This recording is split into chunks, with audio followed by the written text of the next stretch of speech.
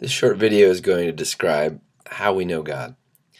We'll be looking at the ideas developed by a guy named John Wesley. Wesley was a guy from the 1700s who was one of the most influential people for bringing the gospel to North America. And here's how he described how we know God.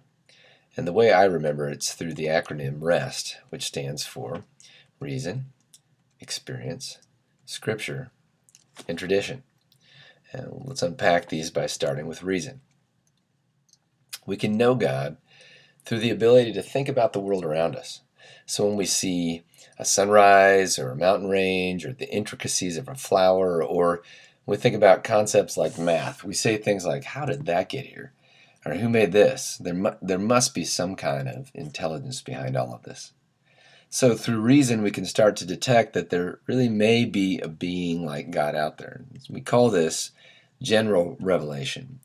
This is what we read about in Romans 1 when Paul says that everyone has some knowledge that God exists. That said, there are real limitations to reason's ability to know God. For instance, we're not omniscient. We can't know everything. So, for instance, if we were to know for sure that all cows give milk, we'd actually have to go and check every cow on the planet. So I can't know for certain whether I'll ever have all the information necessary to know for certain there really is a God.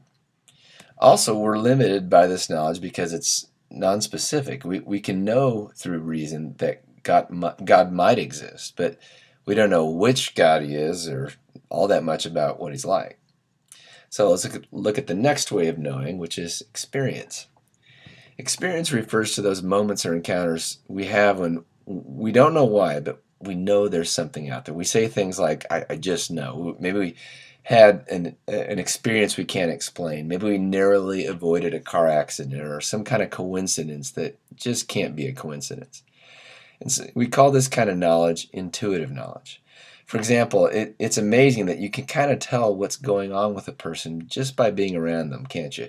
You can kind of catch their vibe, tell if they're angry or happy. This is that kind of knowledge. Experience is critical for knowing God. God's a person. In fact, he's three persons. And to know him requires experience, just like for any person. We have to have experience of them to know them. The limitations, however, of this kind of knowledge is that, first of all, it's subjective. Only I know what happened. It's really hard to communicate to another person so they can see what I see. Also, this knowledge is nonspecific. Like reason, I can know that there's something like a God out there, but I don't know who or what it is. Let's look at the next way of knowing God, which is Scripture. Scripture is unique in that it says specific, clear things about who God is. We know that God is this and not that. Through Scripture, we know about Jesus and the gospel, and so we call Scripture special revelation. And Scripture is so important because, unlike experience, it's objective. It's something outside of us that we can look at with other people and talk about together. Yet there are limitations to Scripture. The first is interpretation.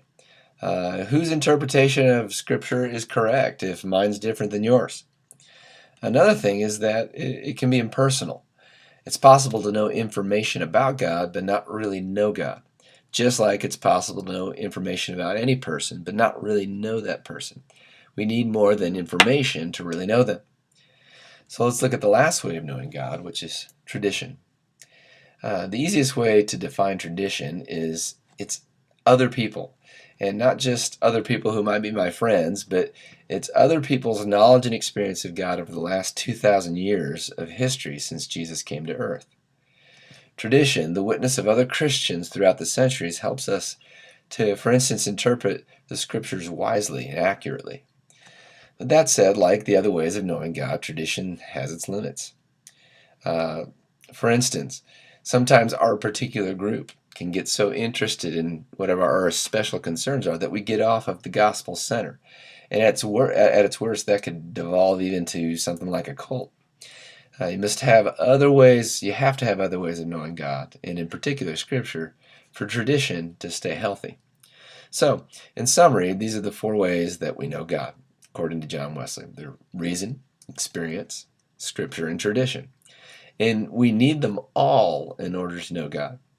That said, there's a priority scale of is the most important.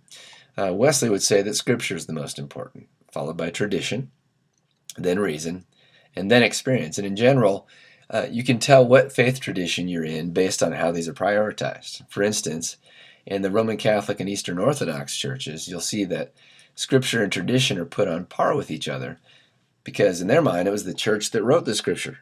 And so only the church has the one authoritative interpretation of the Scripture. Now, most Protestant evangelical traditions would say that Scripture is always at the top, followed by tradition.